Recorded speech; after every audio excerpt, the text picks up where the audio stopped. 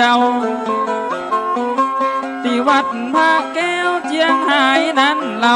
หลอนหลวงปู่มันกุลิธาตุโต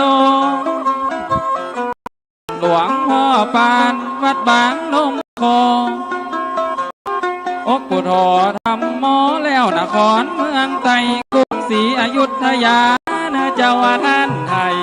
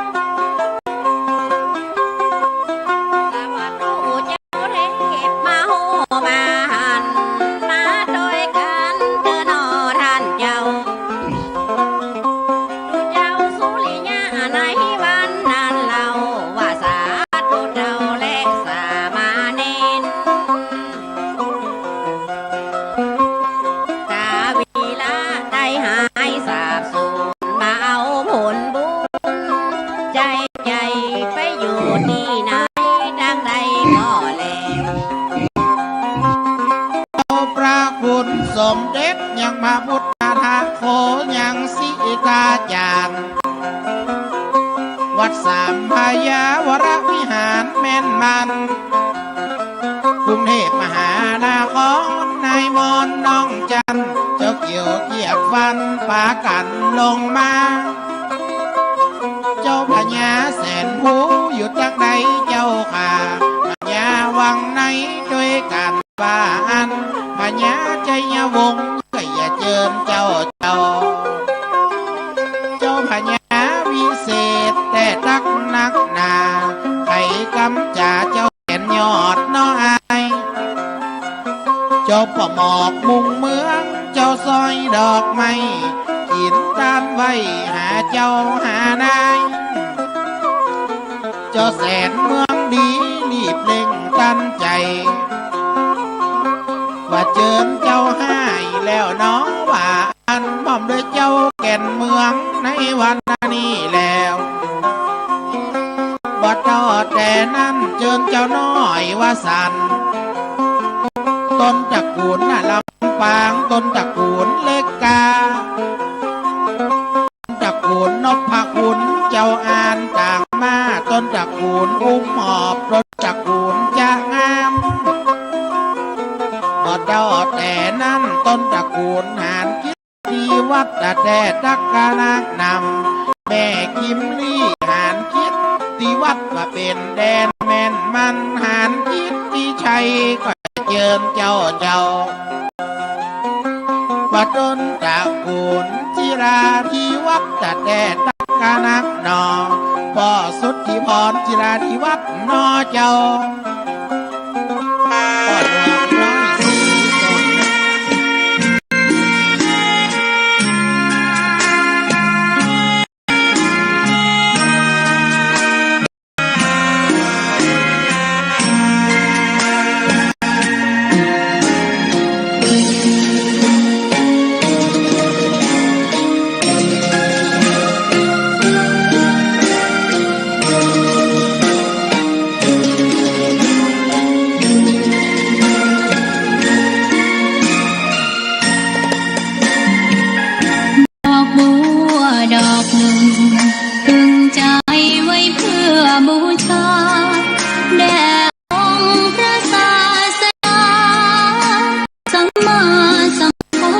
เจ้ามีความงามเงียบไม่เปรียบเทียบเขาเทียบเราใครมองไม่งามช่างเขาแต่เจ้าก็คือดอกบัวด้วยความสัตย์ซื่อยึดถือความดีเป็นหลักขอถวายความเคารพพระมหาเถรานุเถระ บาอาจารย์เจ้าทั้งหลายจุตนจุองค์เจริญสุขเจริญธรรมจงได้เกิดมีแก่ท่านพุทธศาสนิกชนทั้งหลายที่ได้สดับรับฟังพระธรรมะทางสถานีคลื่นวิทยุธรรมะวัดฝ่ายหินตำบลสุเทพอำเภอเมืองจังหวัดเชียงใหม่ในคลื่น FM 104.50 เมกะเฮิรตซ์ในเมื่อค่ำยามเย็นในวันนี้ก็เป็นเวลาของวัดสลีโสดาพระอารามหลวงจังหวัดเชียงใหม่อาตมาภาพท่านพระครูปัญญาสังฆการหรือท่านพระครูพรหมมินทร์ผู้ช่วยเจ้าอาวาสวัดสลีโสดาพระอารามหลวงพระธรรมจาริกได้มาดำเนินรายการมามาจาบางครั้งก็เอากิจกรรมศาสนกิจของงานพระธรรมจาริกของงานสงฆ์ในวัดสลีโสดามาปั่นมาฝากมาประชาสัมพันธ์ข่าวสารงานต่างๆกับพี่น้องท่านสาธุชนได้สดับรับฟังได้ทราบได้รู้ในงานวัดสลีโสดาซึ่งเป็นที่ตั้งของอนุสาวรีย์ครูบาเจ้าสลีวิจัยโครงการพระธรรมจาริกโรงเรียนนักเรียนพระภิกษุสามเณรวัดสลีโสดาโรงเรียนสมเด็จพระพุทธชินวงศ์แล้วก็เป็นศูนย์รวมของคณะราษฎรบนพื้นที่สูงทั่วภาคเหนือตอนบนภาคเหนือตอนล่างภาคกลางตอนบนก็เป็นศูนย์ใหญ่ของงานเผยแผ่พระพุทธศาสนาแก่ราษฎรบนพื้นที่สูงซึ่งอาตมาภาพก็เป็นตนที่ได้ดูแลงานพระธรรมจาริกสืบสารงานครูบาพระมหาเถระเจ้าพระคุณสมเด็จพระพุทธชินวงศ์สุวรรณโชตมหาเถระพระคุณพระธรรมวชิราโกศลวัดสลีโสดาและก็พระเดชพระคุณพระธรรมวชิราธิบดีประธานคณะพระธรรมจาริกองค์ปัจจุบันก็ได้สารได้งานร่วมกับคณะทำงานวัดสลีโสดาวัดเบญจมาบพิตรพี่น้องบนดอยพระธรรมจาริกในโครงการพระธรรมจาริก200 ถึง 300 รูปมาได้ร่วมงานกันเมื่อค่ำยามเย็นวันนี้ก่อนจะจากันก็ขอฝากสุภาษิตโบราณล้านนาไทยคำสอนของบรรพชนเอามาปั่นมาฝากเป็นป้อหม่อนป้ออุ้ยมาถึงเฮาท่านทั้งหลายวันนี้เสนอในบทสุภาษิตคำสอนล้านนาไทยที่ว่ากินจีนเกื้อเติงหาลูกกินโดเกื้อเติงหาหมากินจีนเกื้อเติงหาลูกกินดูกเกื้อเติงหาหมาได้ดีแล้วอย่าลืมคนข้างหลังอันนี้เป็นความหมายกินเนื้อให้นึกถึงลูกแทะกระดูกให้นึกถึงสุนัขหมานะก็เป็นคำสอนแต่โบราณได้ดีแล้วอย่าลืมคนข้างหลังหลอนได้กินจีนกึดเติงหาตังบุตรธิดาพุทธาเต้ากินดูกยำใดขอใจแห่งเจ้ากึดหาแมงเข้าสุนัขมนุษย์โลกีย่อมมีสิ่งรักขินคักจุผู้ยิงใจได้ดีได้แล้วบ่ลืมห่างหายหายแผ่วงใหญ่คือได้พร้อมหน้าหลอนได้กินจีนกึดหลอนได้กินจีนคือกึดเติงหาตังบุตรธิดาพุทธาลูกเต้ากินดูกยำใดขอใจแห่งเจ้ากึดหาแมงเข้าสุนัขมนุษย์โลกีย่อมมีสิ่งรักขินคักผู้ยิงใจได้ดีได้แล้วบ่ลืมห่างหายหายแผ่วงใหญ่คือได้พร้อมหน้า ได้กินเนื้อสัตว์อร่อยให้นึกถึงลูกกระดูกให้นึกถึงหมาคนเราย่อมมีสิ่งที่ตนรักเหมือนกันทุกคนหากได้ดีแล้วมักจะไม่ลืมที่จะเผื่อแผ่ช่วยเหลือญาติมิตรอย่างทั่วหน้ากินจีนกึดเติงหาลูกกินดูกกึดเติงหาหมาได้ดีแล้วอย่าลืมคนข้างหลังร้อนได้กินจีนกึดเติงหาตังบุตรธิดาพุทธาลูกเต้ากินดูกยามใดพอใจแห่งเจ้ากึดหาแมงเข้าสุนัขมนุษย์โลกีย่อมมีสิ่งรักกินคักจู้ผู้ยิงใจได้ดีได้แล้วมาลืมห่างหาย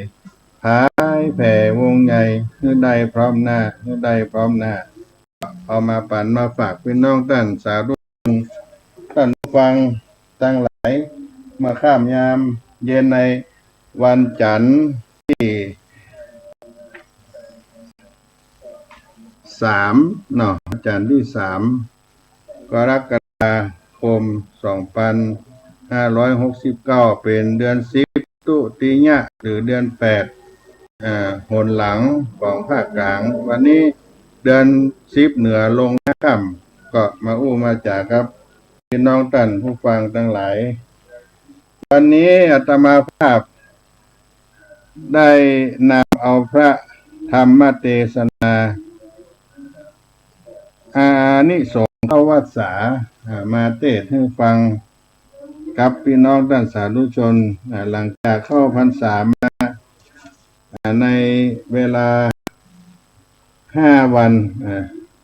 ก็คือญาติโยมทั้งหลายเนาะอันนี้พูดถึงญาติโยมผู้ไปหาศรัทธาทั้งหลายก็เข้าวัดสาวันเดือน10เพ็งเป็นวันอาสาฬหบูชาที่ฐานเข้าพรรษา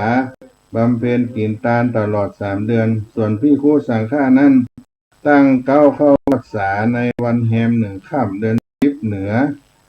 ลง1 ค่ำก็เป็นการอธิษฐานเข้าวัดสาในวันศีลวันพระวัดสลีโสดามีเวลาที่ญาติโยมจะมาฟังธรรมเหมือนแต่ก่อนก็น้อยนักก็เลยขออนุญาตศรัทธาทั้งหลายได้ฟังธรรมการตั้งสถานีวิทยุที่เพิ่นเคยกินแก่ทานก็จะได้อาราธนาอานิสงส์เข้าวัดสาอันเป็นธรรมเทศนามาปั่นมาฝากพี่น้องท่านผู้ฟัง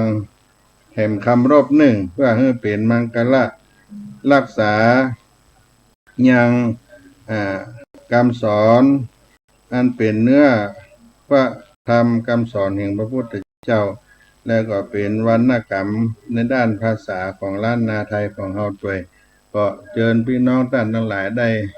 ตั้งอกตั้งใจเหมือนดังเฮาได้นั่งในวิหารหลวงนั่งอยู่ในศาลาหลวงในวัดวาอารามของเฮาที่เคยอาบน้ำฟังธรรมกันในวันนี้อะระหังสัมมาสัมพุทโธภควาพุทธังภควันตังอภิวาเทมิสวากขาโตภควตาธัมโมธัมมังนามัสสามิสุปฏิปันโนภควโตสาวกสังโฆสังฆังนามามินะโมตัสสะภะคะวะโตอะระหะโตสัมมาสัมพุทธัสสะนะโม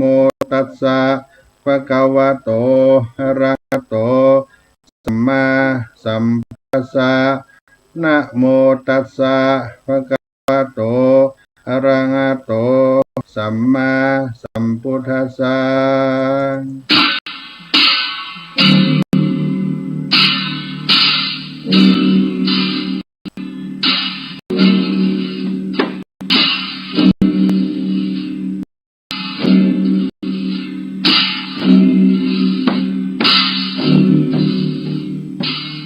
โอมมาเลยมหาพรหม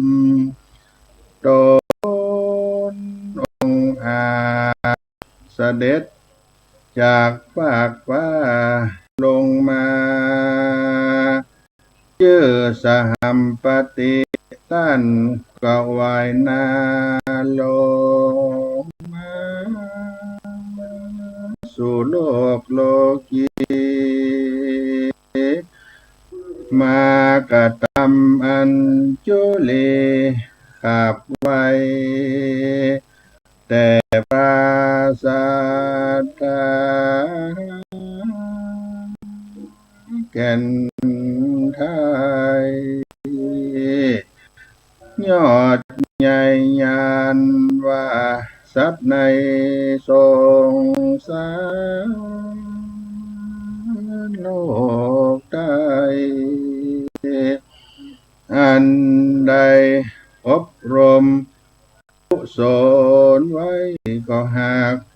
ยังมีขอเจอพระมุนีจงมีพระคุณาภายโปรดเทศนาธรรมผูกวิเศษดวงรุ่งโรจน์เพื่อสงเคราะห์หมู่ปัจจาขอลูกศิษย์พาศรัทธาแก่นไทยขึ้นนั่งธรรมาสอาสนะอันใดตกแต่งไว้หากดวงงามจงได้โปรดเมตตาเทศนาธรรมภายโปรดแก่มหามูลลาสธาเจ้าข้าอันถ้ากอยฟังอนุกัมปิมังปะจังอาราธนังกะโลมา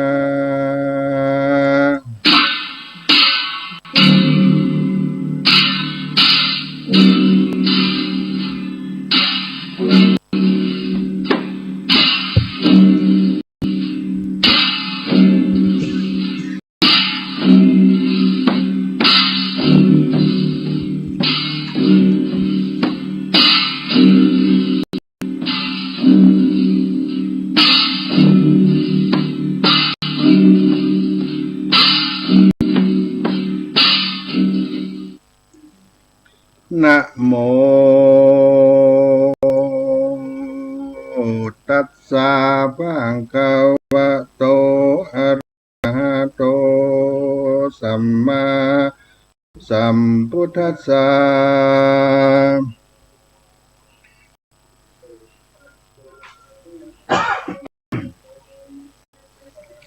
เองกัตตากิลาสัมมัญเญ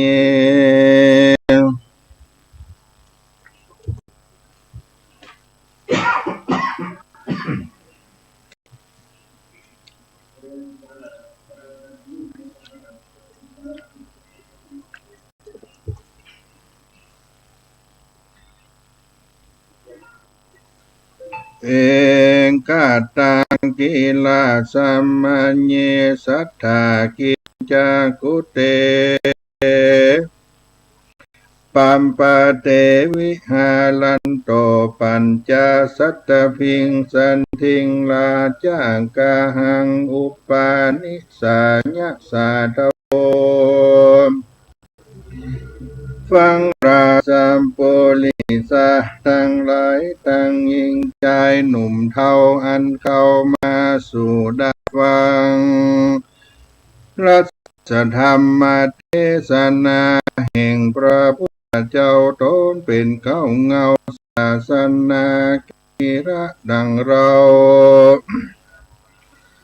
จากรู้มานี้ เอกังสมัญญังยังหีในกาลกาบหนึ่งสายฟางเงาไทยสัพพัญโยตนเป็นโกเก้าเงาแก่โลกตั้งมวลยามเมื่อเขาอาสลัยในเมืองราชกาณกรสลีบวรนันทาเสด็จแล้วพระตนแก้วสัทธาสถิตใส่ญาสำราญในสถานจิมไกลแห่งดอยคิดจะกูดพร้อมกับโดยฝีกูสั่งข้างลายมีพามานใด500 ตนก็มีแลทัศมิงคะเนในขานายามนั้นยังมีพระญาตนหนึ่งชื่อว่าพระญาปิมพิสารตนเป็นเจ้าเป็นใหญ่กว่าปัจจานาราชเจ้าเมืองอยู่เสวยราชสัมปติเป็นพัญญาอยู่ในเมืองราชกานครตนผู้ถอนยศมากปกห่มไพราชเจ้าเมืองเป็นสุขเรืองบ่น้อยตนยอดซอยพิมพิสารเสวยราชการสูงมากประกอบโดยเตตะสาราชธรรม10 ประการบ้านเมืองสุขบ้านยิ่งยอดก็มีและนาในเมื่อเดือนเก่ามารอดปฐมาจอดเข้ายามฝนตกลงมาสาสู่พระสัพพัญญูก็จักดาไกลเขาวัดสาบอกไกลกราคายจากบอกปัดปรากเตียวจรไปตามดงดอนเมืองน้อยใหญ่เหตุความใครอยู่จำวัดสาจักดามาไกลลอดแก่ฟ้าจอมยอดสถายะตาและมีในกาละเมื่อใดดังอันตะตาในกาละยามนั้นปัญญาปิมพิสารตนเป็นใหญ่มีใจไฟสัทธาบ่น้อยจริงฮือไพ่น้อยเสนารีบแต่งดาตกนางแปลงวิหารกวางล้นลายเป็นวิหารยายโจทีเป็นวิหารที่500หลังอาจยามนั้นฝูงอามาตย์เสนาเขาก็จัดมาจัดดาแต่งหางเก่ากันสร้างแปลงอาสนะแล้วจัดดาไว้พร้อมตกแต่งซ้อมไว้500 ผืนในเมื่อเดือน10ออก14 ค่ำได้มาจอดคำถึงแล้วพญาตนแก้วพิมพิสารจริงพร้อมโดยเสนาอามาตย์ปัจจานาราชเจ้าเมืองต่างหลายต่างคนก็ต่างเล่งคงควายตกแต่งหามายังกีฬานาใจต่างหลายมีกันทะของหอมดอกไม้ลำเตียและเครื่องปูจายังต่างหลายแล้วก็พร้อมกันย้ายออกจากเวียงไปพระพุทธเจ้าสถิตสันอยู่ในฐานะที่ใดเขาก็พร้อมกันไปสู่ที่นานการว่าไปรอดแล้วเล่าก็พร้อมกันเข้าไปสู่สำนักแห่งพระพุทธเจ้าตนเป็นผู้เก้าแห่งโลกตั้งมวลก็ชวนกันนอบน้อมไว้พระพุทธเจ้าโดยที่เต้าหาแห่งเข้าของแต่งน้อมปูจายังพระสัทธาเป็นเจ้าแล้วก็ไว้ว่าพันเตคาแต่พระพุทธเจ้าผู้ข้าตั้งหลายขออาราธนา อย่างพระพุทธเจ้ากำตังภิกขุเจ้าตาอรหันตามีคณนาเรียบร้อยได้500 พระองค์ขอจุ่งปงเข้าวัดสาในฐานะที่นี้อันผู้กาตั้งหลายได้ตกแต่งยายไว้แล้วยังวิหารแก้วพานงามอาสนาไว้ทาตกแต่งสง่างามดีพระมารมีสิ่งละ500ขอประโยชน์ซอยศรัทธากับตังภิกขุสังฆาทั้งหลายจงมีใจภายโปรดแผ่คุณนาแด่ผู้กาทั้งหลายอันมายายเวทเฝ้าอาราธนาเจ้าสันนี้จงเฮือจำเริญดีทั้งกองบุญขอได้โจนุนผู้คาตั้งหลายพ่องทาราวาอันอาทาสัทธาวัดสังสัมปติชิตัวสาธุติอาหะในกาลนั้นเราพระพุทธเจ้าแห่งเราก็รับเอาวัดสาตามดังปัญญาปิมพิสารตั้งเสนาอามาตย์ปัจจานาราชเจ้าเมืองหากมาขอราธนาพระพุทธเจ้าก็รับเอาโดยกรรมภาษาทุกดีดีว่าอ่านแล้วคำนั้นพระตนแก้วเป็นเจ้าก็เสด็จเข้าฌานสมาบัติเป็นเหตุแล้วพระตนแก้วสยองเหาะสานขึ้นไปสู่อากาศไปบนดูวิลาศเพิงเป่าในทางหาวอากาศรัศมีอาจข่าวเหลืองหมุนซ้อไหวนาล่อเร็วไวเหาะสานไปบอดยาเฉพาะนาสู่เมืองราชกาหนครกันพระภูธรไปถึงแล้วก็กลาดแก้วเหาะลงในประตูโขงอาวาสวิหารแก้วอาจงามดี500หลังมีบ่อเศษอันมีในเขตส่วนบุญญาณแห่งพญาปิมพิสารอาคาพระพุทธเจ้าศรัทธาก็เอาวัดสาในอาวาสในห้องราชกาหนครอยู่ในวิหารงาม500หลังกับตังอรหันตาภิกขุกันนาได้500 ตนบ่เสด็จผลไปเมืองเต้าอยู่จุมจืนโสภาในเมืองราชกาหนครก็มีวันนั้นแลนาอัฏฐโขราชาวัดสาวาสังปันหังปุชิตัวในกาลยามนั้นโตเจียงจันพญาปิมพิสารก็นมัสการขับไว้ยังพระแก้วแก่นไทยศรัทธาถามปัญหาอานิสงส์อันเขาวัดสาวพันเตภควาวัดสาวาสังมัชเชกิงกตังกัมมังปุญญานิกัลโลทิพันเตแต่พระพุทธเจ้า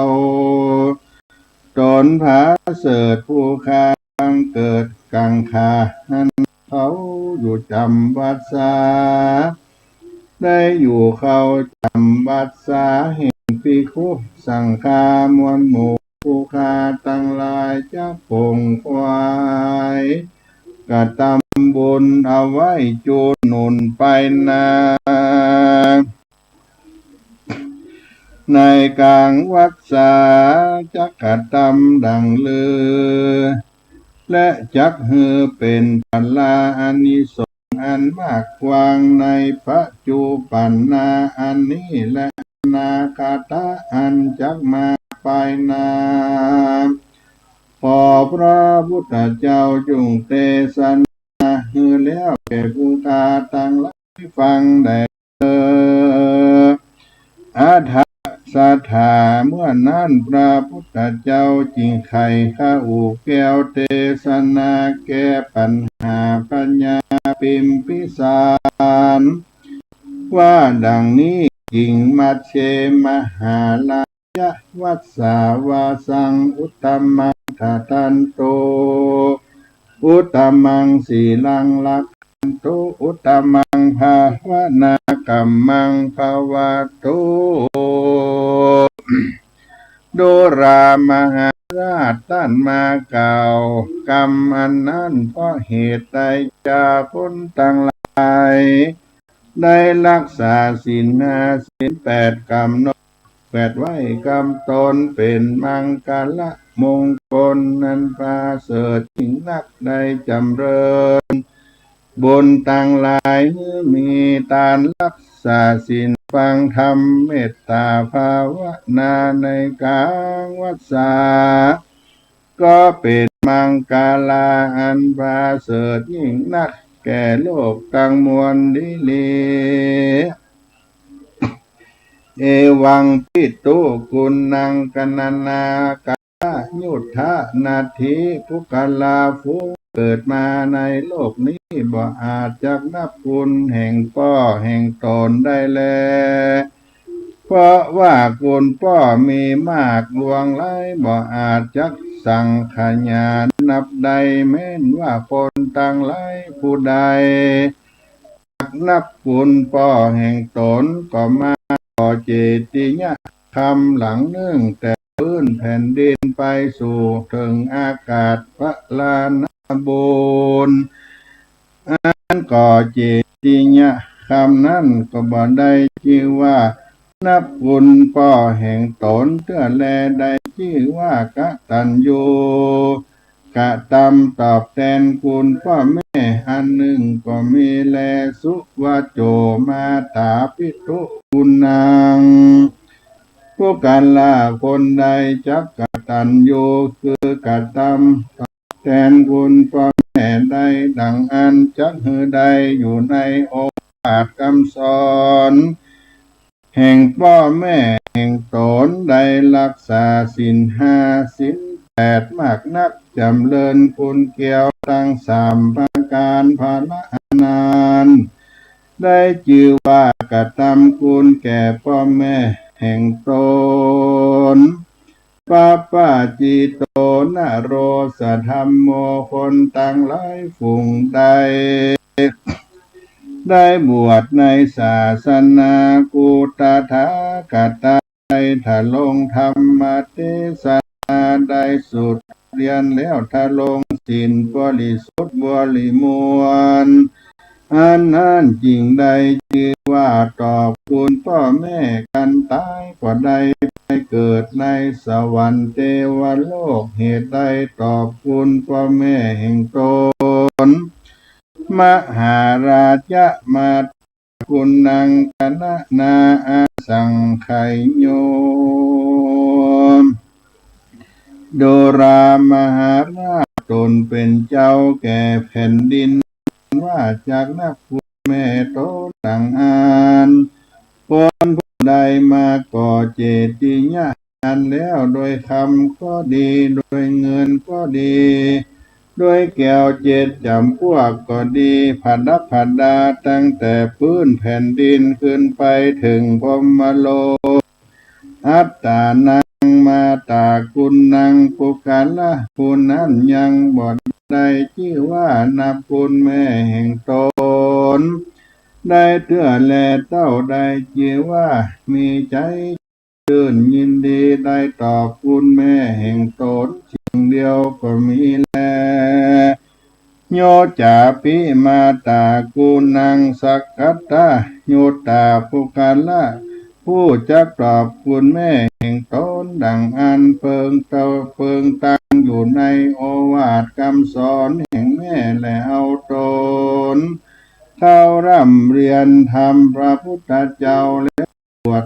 กำจูศาสนาเพื่อตานรักษาศีลเมตตาภาวนาพร่ำเพ็งธรรมได้ สูตรเรียนวินัยปิฎกะตั้งสามอันว่ากะตำสันนี้จริงใดชื่อว่าตอบคุณแม่ดีลีผู้กาลาผู้นั้นการตายก็ได้ไปเกิดในห้องเลิศสวรรค์เทวโลกผู้กาลาผู้ก็ได้ตอบแทนคุณพ่อแม่ครูบาอาจารย์อุปัชฌายะกันตายก็ไปตกนรกถ้าลงตกมากนักโยปิอันว่าผู้กาลาผู้ใดได้กระทำคุณตอบคุณพ่อแม่แห่งตนดังหมู่ญาติวงศาคณนามครูอาจารย์แห่งตนดังอันโสจันโนอันว่าคนผู้นั้นก็ได้รับอานิสงส์เสวยสัมปติบ่อาจกณนาสังขายานับใดและนาอริยเมตไตรโยโปนที่สันโตส่วนอันว่าพระอริยเมตไตรโพธิสัตว์เจ้าได้เมื่อเกิดในจันทร์ตุสิดาได้จักเสด็จลงมาทลัปัญญาปัญโยเป็นพระนั่งเหนือแท่นแก้วแทบเก้าไม้มหาโพธิจักมีในกาลเมื่อใดยามใดดังอันว่าผู้กัลลาผู้อันใดตอบแทนคุณพ่อแม่แห่งตนแล้วนั้นก็จังได้เกิดความศาสนาจักได้ฟังธรรมเทศนาในสำนักแห่งพระพุทธเจ้าตนชื่อว่าอริยเมตไตรจักได้ถึงธรรมวิเศษทวดได้ถึงนิพพานไปในกาลยามนั้นแลโยจะปุญญังกาตัวผู้กัลลาผู้ใดมีศรัทธาแก่กล้าได้กระทำบุญตอบคุณพ่อแม่ญาติกาวงศาครูบาอาจารย์อุปัชฌายะแห่งตนดังอันก็จังได้เกิดมาร่วมศาสนาและได้ฟังพระธรรมเทศนาได้ถึงอรหันตาในสำนักพระอริยเมตไตรร่วมกันวันยามกันคนผู้ใดได้ตอบแทนคุณพ่อแม่แห่งตนได้จำเริญไปใจกันตายได้เมื่อเกิดในห้องฟ้าเลิศพรหมาโลกแต่ดีลีพุทธกุณังนิพพานังวรังจติทัพนั้นนาผู้กัลลาผู้มีศรัทธารู้ยังคุณพระพุทธเจ้าคนตั้งหลายฝูงนั้นกันเกิดมาแล้วเล่าจังมีญะสะปะลิวานมากนักมีอนุภาวะมากนักเพียรย่อมได้ถึงฐานันตระอันเสริฐคนฝูงใดจักรู้คุณพระสัทธรรมเจ้าเก่าพระการกับต่างคนต่างหลายฝูงนานการเกิดมาย่อมมีปัปัญญาอันเสียวคมมากนักพิสาลัตตะองค์อาจมากนักคนต่างหลายฝูงใดรู้คุณพระสังฆเจ้าฝูงนั้นเกิดมาย่อมประกอบด้วยเครื่องปริโภคาสัมปติเข้าของคำมากเต้านักหนาคนต่างหลายฝูงใดรู้จักคุณแน่เพราะคนต่างหลายฝูงใดรู้จักคุณแห่งครูบาอาจารย์แห่งตนคือบทลบคุณแห่งครูบาอาจารย์ตนเสียกระทำบุญตอบคุณดังอันคนต่างหลายฝูงนั้นเกิดมาในญาติใดอย่างใดเสวยพลานิสงส์มิเตจ้ามากนักพระอริยเมตไตรเจ้าจักลงมาทลัดปัญญาสัพพัญโยเป็นผู้แก่โลกตั้งสามเทศนาพระธรรมแก่คนและเท เทวดาทั้งหลายในกายามใดคนตายฝูงนั้นผู้จักคุณแก้วสามประการคุณพ่อแม่ญาติกาวงศาคุณครูบาอาจารย์จริงได้เกิดมาในศาสนาแห่งพระพุทธเจ้าตนนั้นแล้วจักได้ฟังยังรัชธรรมมาเทศนาแล้วจักได้เถิง อรหันตาแล้วลวดนิพพานไปแลโยตะลิตาโกอนุปันนาสีลีสีละนามาโสปิญาทะจานาโตมหาโพโคตาลิเกกะลุนายาวะตังเทติยะถาจาโตมหาสุขังนาโยกาโตโยจะโนอันว่าคนผู้ใดมีใจปุณนาอินดูยังคนตกไล่เข็นใจได้เข้าตัวเข้าสารพมานฐานะพอกินอิ่มก่อนนี้มีใจขุนนาผู้ไร้หือตานแผ่นภาคปุกาละผู้นั้นเกิดมาในชาติใดกันย่อมประกอบไว้โดยเครื่องปริโภคดีงามเป็นต้นว่าข้าวน้ำโภชนะอาหารผ้าผ่อนต้อนแลจันมันตั้งหลายบ่อาจสั่งขนานับใดหาสุขทุกข์บ่ได้สักภาวะชาติเกิดมานั่นแลญาติจามานาจาโตเศรษฐังมหังที่กังโสจนาอันว่าคนตั้งหลายฝูงนั้นได้เกิดมาในเมืองโคนเมื่อใดจักใดเป็นเต้าพญาตนพระเสริฐกว่าเต้าพญาทั้งหลายมีฤทธิอนุภาพมากนักประกอบไปโดยรถและม้าอันกวนอาภิรมย์จมชื่นยินดีมีวันละต่างๆนานาประกอบไปโดยเศรษฐชาติพอหลายภาการต่างๆมากนักด้วยเตจะบุญอันตนได้กระทำมาแต่ก่อนบ่สูญหายกันตายก็ได้เอาตนเมื่อเกิดในห้องฟ้าเลยสวรรค์กเทวโลกเทวโลกสาวัตติงสาก็มีแลเทนาวุธังเหตุดังอันกาถาปันธนะอันนี้พระพุทธเจ้า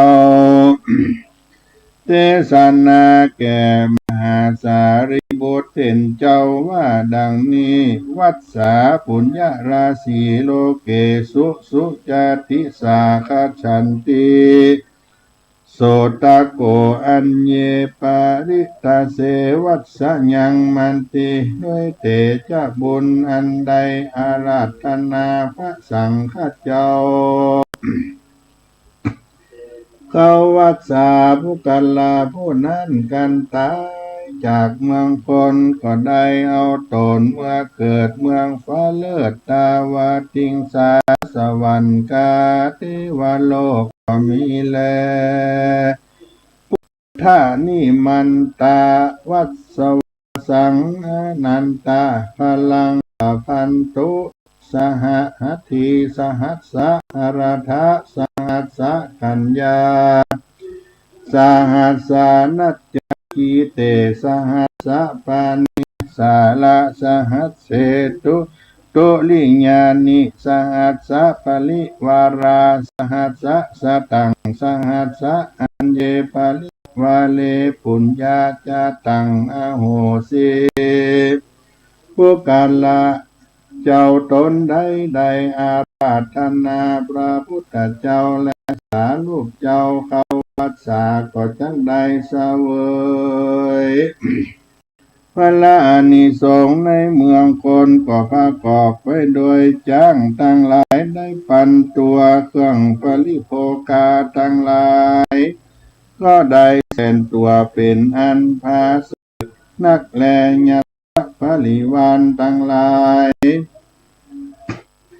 เหลือกว่านั้นได้ปันก็เกิดด้วยบุญแห่งตนดีลีพุทธรูปังนามกังทิตังพาลังปุญญาลาภิโกกะทังอนุสาสนิวเตภูทุเวตานะตุลังโสยัสสะเตเจนะเตจัสสาพุทธโสวัสสาวาสังโกจิพลังพุกะโลพุกะละผู้ใดใดนามัสการขับไว้ไข่รู้ยังพระลานาบุญอันพระพุทธเจ้าเข้าวัดสาในผัดเทศที่ไก่ใส่ใจว่าไก่แห่งตนนั้นก็นามัสการพุทธเจ้าว่าดังนี้อันว่าพระพุทธเจ้าตนนั้นหากเป็นของบุญนั้นพระเสริฐในโลกนี้ดิลิโยจโนอันว่าปุกละผู้นั้นก็มาได้ยังยัสสะสัมปติเตจาอนุภาพดิลีเตเวสุเทวตาสทังวิมานีอาจารันติอาจารานามะสุวรรณังพุทธวัสสวาสังพลังปุกละผู้รู้พลานิสงฆ์อันใดนิมันตนาพระพุทธเจ้าเข้าวัดสามีศรัทธาจมจืนยินดีเป็นดังเทวบุตรเทวดาอยู่ในจันทร์ฟ้าก็พาเสดกว่าเทวบุตรเทวดาทั้งหลายมีนางฟ้าเป็นปริวารจุเมื่อวิมานตนังวรังนันว่าพลานาบุญอันใดอาราธนาพระสังฆเจ้ามีพระพุทธเจ้าเป็นผาทานเข้าวัดสานั้นจังได้เกิดในเมืองฟ้าประกอบด้วยวิมานเกี่ยวเต้นคำตั้งไว้กลางหิมานตั้งมวลวิมาเนมานิสุวรรณวรรัตนังพละอานิสงส์อันใดอาราธนาพระพุทธเจ้าเข้าวัดสาก็ได้เกิดในวิมานนั้นผดผดาโดยแก้วต่างๆนานาผดผดา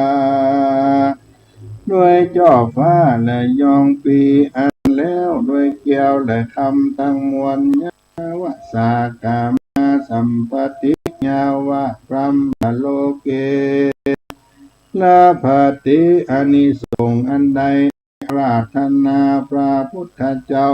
เข้าวัดสา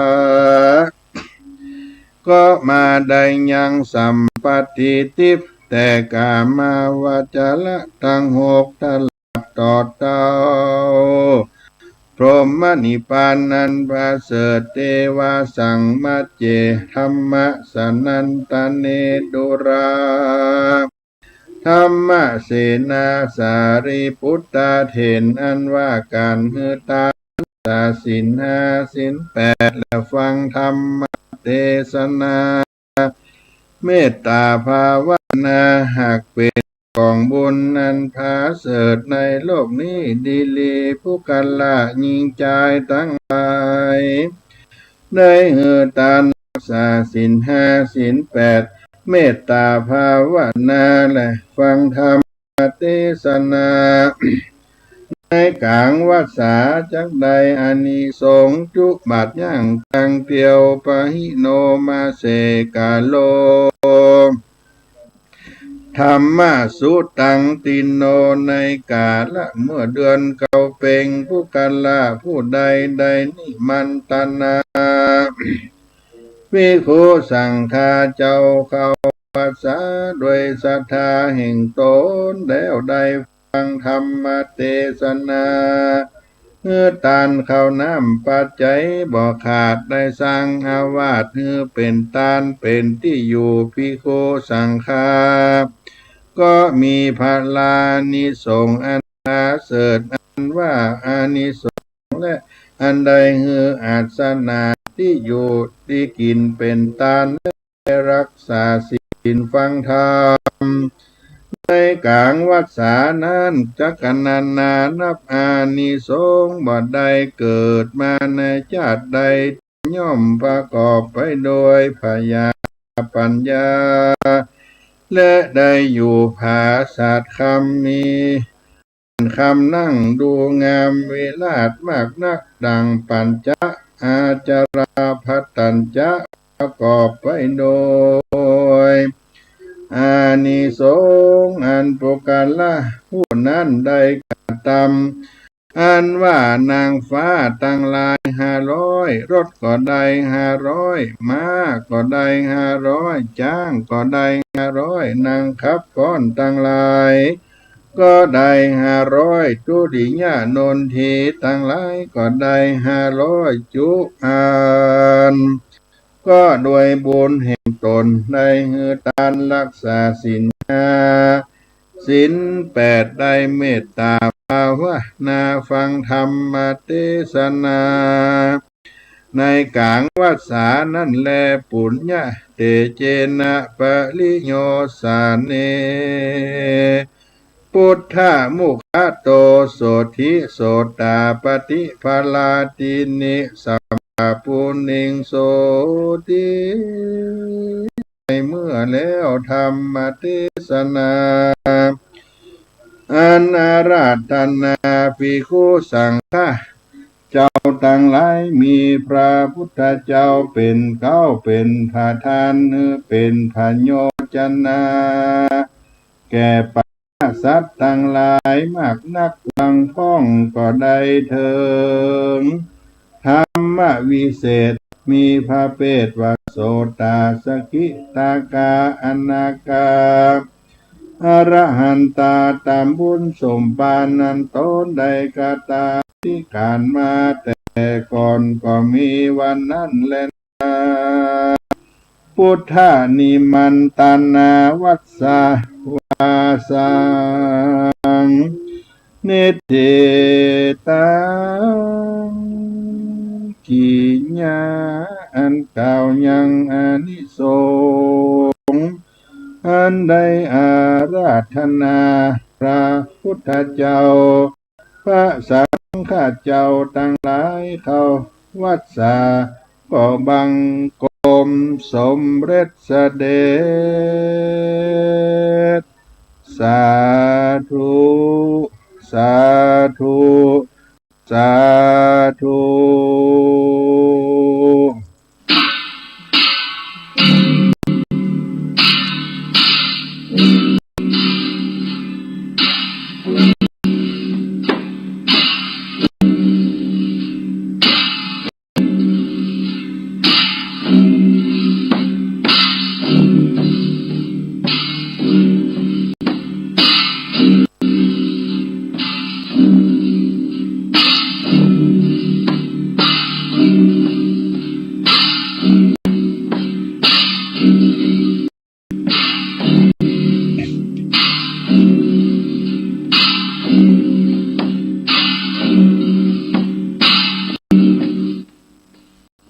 ท่านพุทธศาสนิกชนทั้งหลายอาตมาภาพ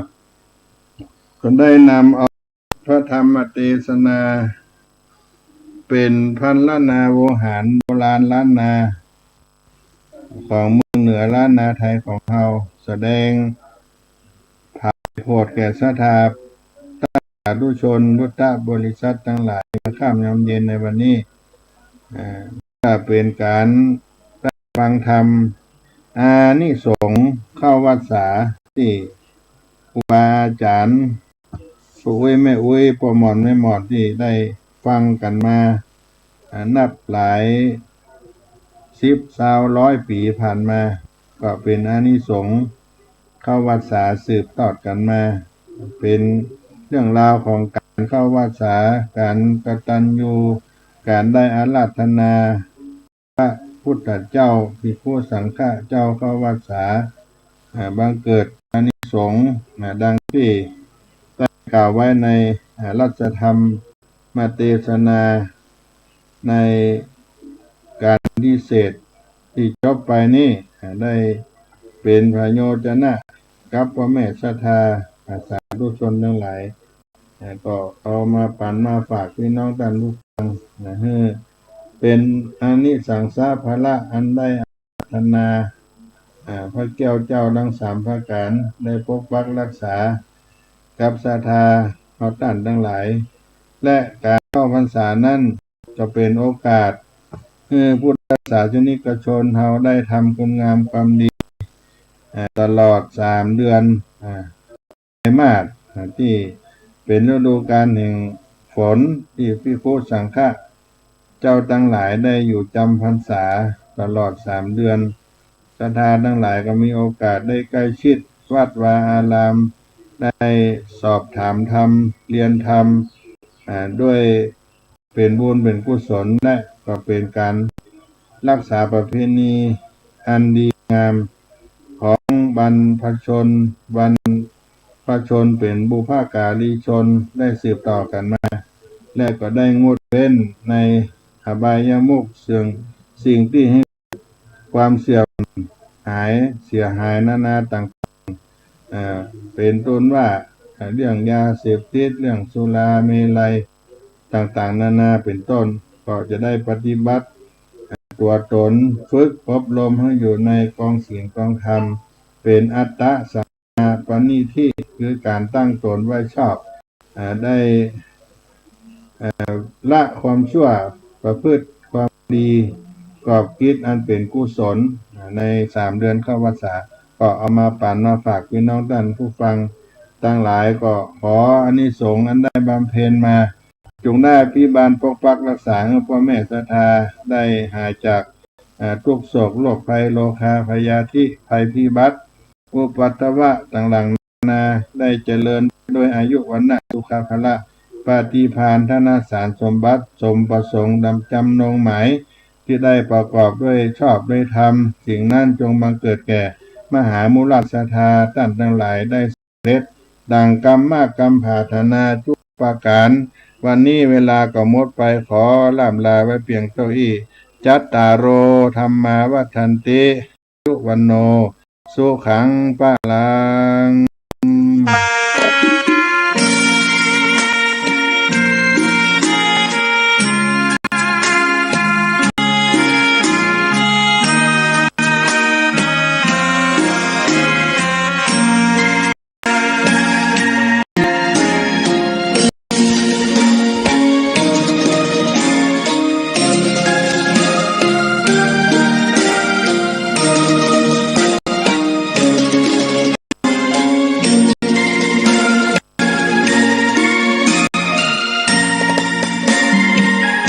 ดอกบัวดอกหนึ่งพึงใจไว้เพื่อบูชาแด่องค์พระศาสดาสัมมาสัมพุทธเจ้ามีความงามเงียบไม่เปรียบเทียบ